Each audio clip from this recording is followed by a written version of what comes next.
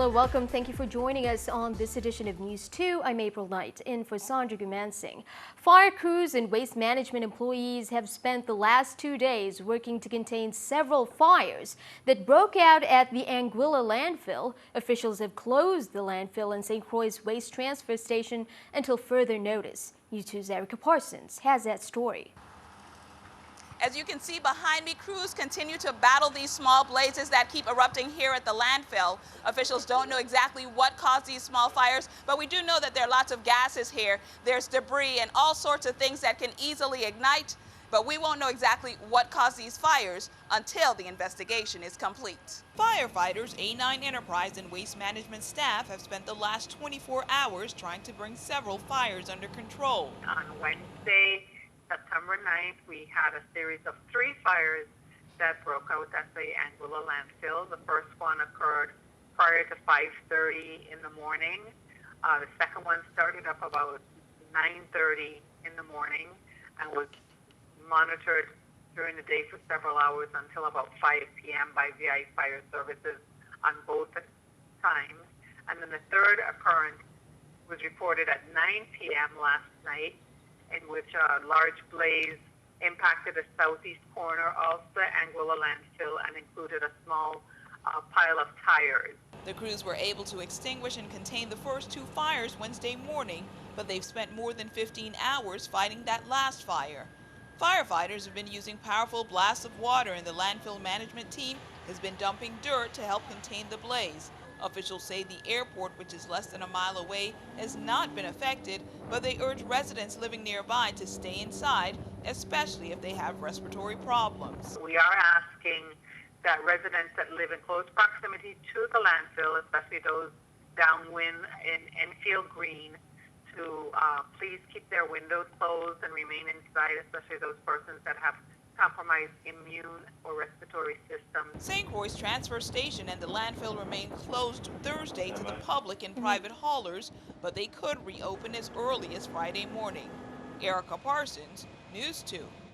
Waste management officials said late Thursday that the fire has been contained. They confirmed Thursday afternoon that the St. Croix Waste Transfer Station will resume normal operations on Friday at 6 a.m., although the landfill will remain closed for now.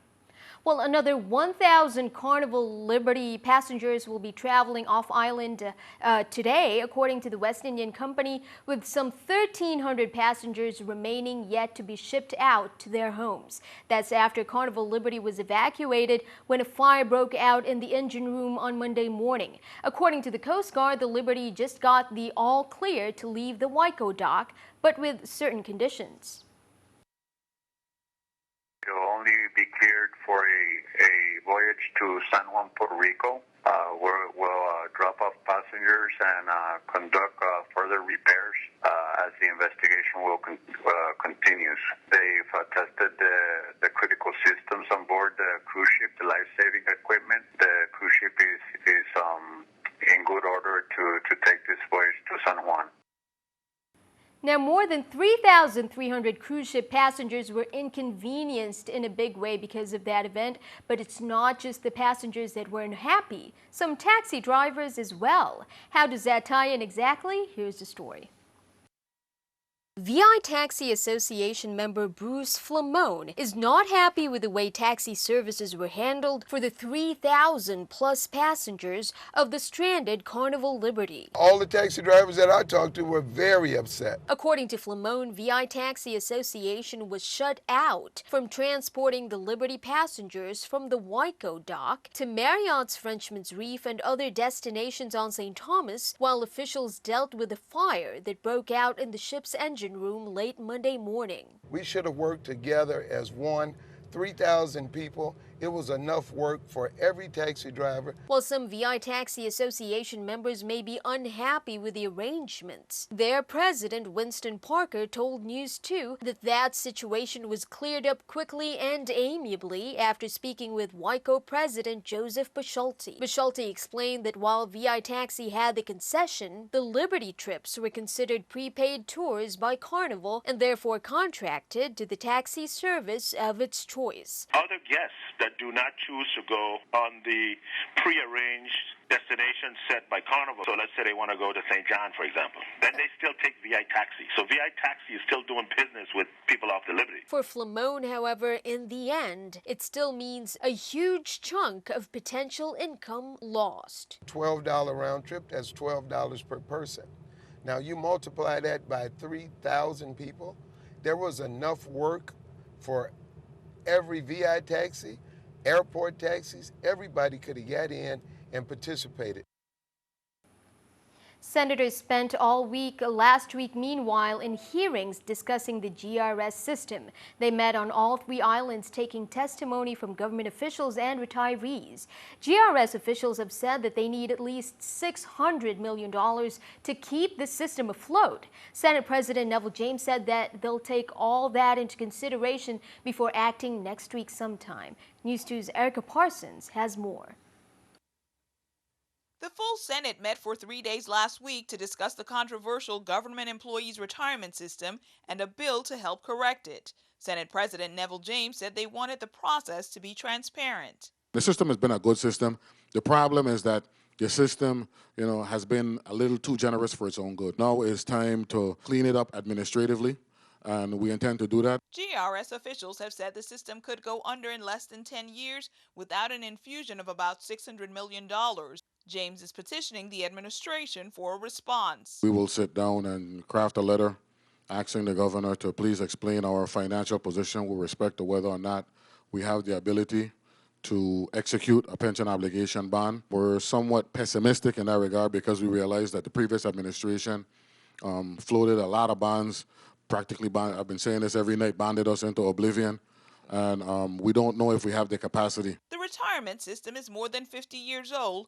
Lawmakers expect Bill 31-146 to address some of the system's challenges. The numbers, based on the ratio, have us with a negative net cash flow on an annual basis of somewhere over the last 4 years, average $141 million, which means that if our investments are not equaling that $141 million loss, we're losing money. So we need to correct that. Senate President James said the Senate will be taking action on September 22nd or 23rd. We don't intend or desire to reduce anybody's pay, whether it be active members or retirees. We want to grow the Virgin Islands. We want to add employees, which will add active members contributing to the system, because right now we're losing $140 million a year in terms of what we're paying the retirees. Erica Parsons, News 2.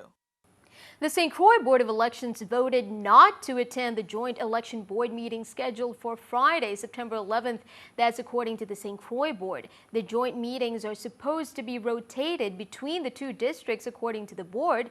They also specifically voted not to expend any more funds from their account toward travel expenses for any board members traveling to St. Thomas for the joint board meeting. These actions were taken during their district board meeting on Wednesday.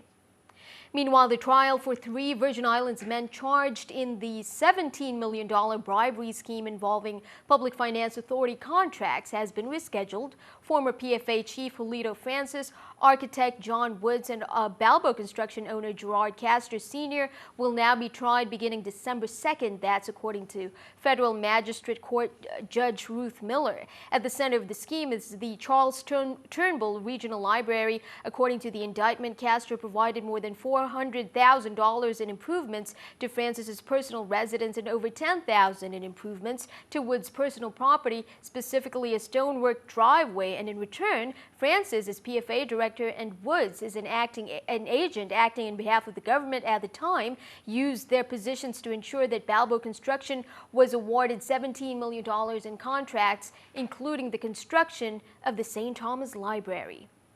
The Law Enforcement Planning Commission announces the funding of more than $162,000 worth of VOCA grants to 3 local nonprofits.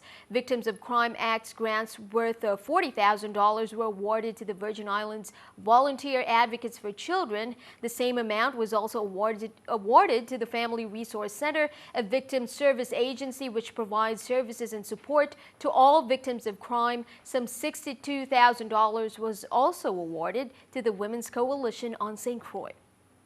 The Department of Planning and Natural Resources has been awarded $131,000 from the United States Department of Interior for the protection and sustainable use of the territory's coral reefs. $58,000 of that will be used to help the department's Division of Environmental Enforcement to increase effectiveness of natural resource management. $72,000 will be used to evaluate the connectivity of coral reef species.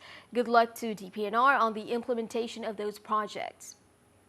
While parts of Emancipation Drive in Frederickstead will undergo road repairs starting Monday, Public Works crews will begin work along the stretch of Emancipation Drive, beginning at the Hannes Rest traffic light and ending at the Claude O. Marco School. The repairs will take place overnight between 10 p.m. and 6 a.m. Motorists are urged to exercise caution and obey all traffic signs and flagmen giving directions. The project is expected to continue until Friday, September 25th. Well, on what has now been designated as by national legislation as Patriot Day, American Legion posts across the country will host commemorative ceremonies, and the Virgin Islands is no exception. Commemoration ceremonies start at noon on Friday, September 11, at the Myron G. Danielson American Legion Post 85 headquarters in Christiansted on St. Croix. On St. John, it's at the Frank Powell Park. It starts at noon, and on St. Thomas in Subbase at 6:30 p.m. The ceremonies honor the victims of the attacks on the World Trade Center, the Pentagon, airline takeovers, and the American military service personnel who have died in battle against terrorism. Well, keeping an eye on the economy, the stock market ended the Thursday session on a higher note after enduring a shaky start to the trading day. The early morning volatility followed a defensive session in Asia, while European markets also struggled. Once the U.S. session got going, the market traded in sideways fashion through the first hour before climbing higher. And here's our New York Stock Exchange with our stock market watch. Everything up: the Dow 76, NASDAQ 39, S&P 10. Coming up on News 2, the premiere of Timeless, a Virgin Islands-made full-length feature film by award-winning filmmaker Ed Laborde, is upon us. Details coming up next.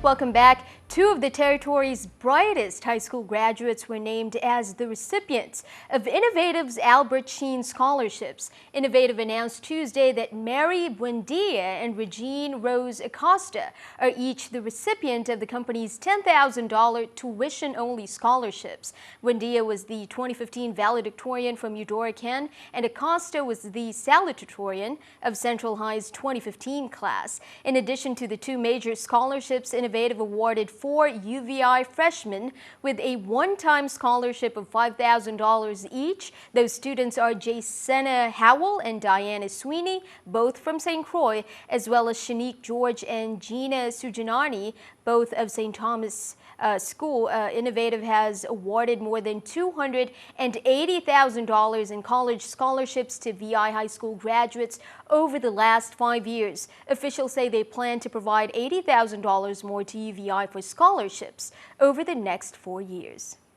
Well, it's a major undertaking that took years of hard work, but finally Timeless, a Virgin Islands-made feature-length film that delves deep into the history of the Virgin Islands, is now being released for your viewing pleasure. And it's happening right here on our shores. News 2's Monica Jonigan has more.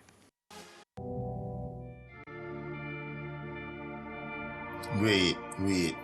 The two of you is sisters? Don't even have to hide in the shadows of our society anymore. They could damn well do what they please, because there ain't nobody gonna do nothing to them. It's a shame. Filmmaker Edward Laborde is breaking new ground with the movie Timeless, a film about Virgin Islanders made entirely with cast and crew from the Virgin Islands. These are all Virgin Islanders, and the extras, the actors, the people behind the scenes are all from here. Unlike his first feature film, Me and Mrs. Jones, Timeless has no budget, which means the cast and the crew all participated in the film free of charge. Edwards says it sounds difficult, but the lack of budget really brought everyone together. I think it made us feel more united in the sense that we all had something in common. We wanted to be a part of this. We wanted to be a part of this film. We wanted to, you know, make history in the Virgin Islands and do something different that had never really been done quite like this before. That's what this is a product of. This is going to show what we can really do. And the ability has always been there. I mean, I've been working on putting this together for years, and I've developed relationships with people who are producing things and people who are working at our TV stations and people who have their own little business shooting video. And they all have the talent, they have the desire, and they have a passion to do this. And all they needed was an opportunity to say, okay, let's do this. It will be here. Monica Jonigan, News 2.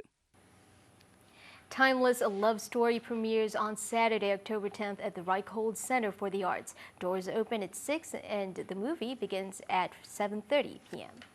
Well, it's that time of the year again for the annual Dollar for Dollar Cultural and History Tour held on St. Thomas. Thanks to the efforts of organizers Ayesha Morris, Jawed David, and Dara Cooper. The tour is free and held annually in celebration of the hundreds of 19th century coal laborers and Queen Keziah, who led a successful protest in the streets of Charlotte Amalie for better pay.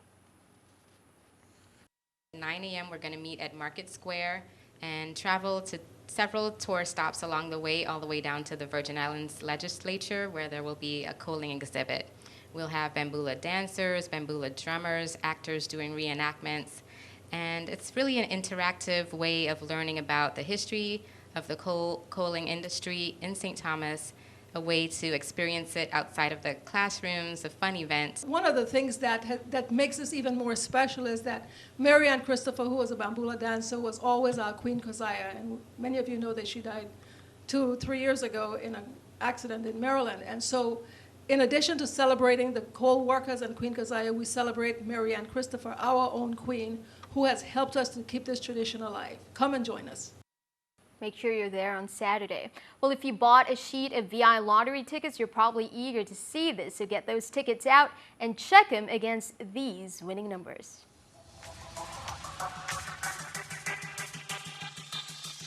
The VI Lottery presents draw results of today's drawing on News 2. Here are the top prizes. Fifth prize for $20,000, 26256. 26256. Fourth prize for $30,000, 07592. 07592. Third prize for $40,000, 04420. 04420. Second prize for $65,000, 22398. 22398. And the winning ticket number for the grand prize of $175,000 is 21135. 21135. If your ticket number wasn't called, keep trying. One of these days, your number could win. The next drawing is September 24th. Play the VI Lottery and